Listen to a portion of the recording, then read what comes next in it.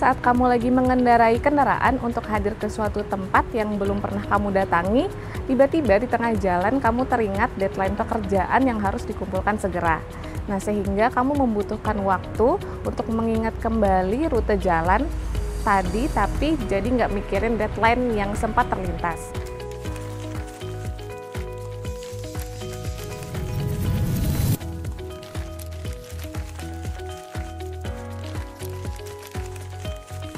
Nah, tujuan awal kamu berkendara akan disimpan dalam working memory yang ada di bagian otak prefrontal cortex.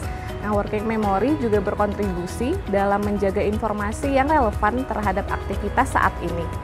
Working memory juga bertugas untuk menentukan perhatian atau atensi kita yang akan diberikan pada aktivitas saat ini atau pada pikiran kita sendiri.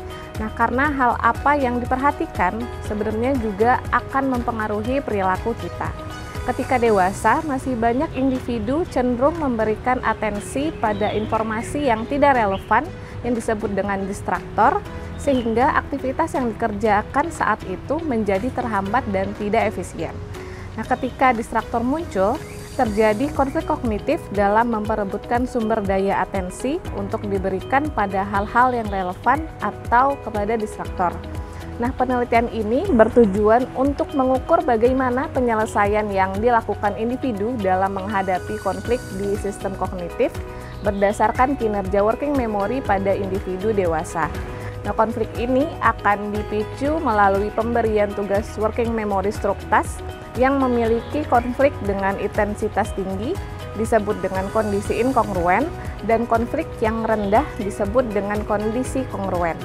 Nah, selama pengerjaan tugas tersebut, sel-sel otak kita akan membentuk potensial listrik hingga sinkronisasi antar sel otak sehingga menciptakan fluktuasi potensial listrik sebagai respon terhadap stimulus seperti gambar berdasarkan domain waktu yang disebut metode Event Related Potential atau ERP dengan menggunakan alat elektroensefalogram atau EEG. Nah, domain waktu ERP yang digunakan dalam penelitian ini yaitu komponen LED positif kompleks yang berada pada jendela waktu 800 hingga 1600 milisecond dan P300 yang berada di 300 milisecond setelah stimulus muncul.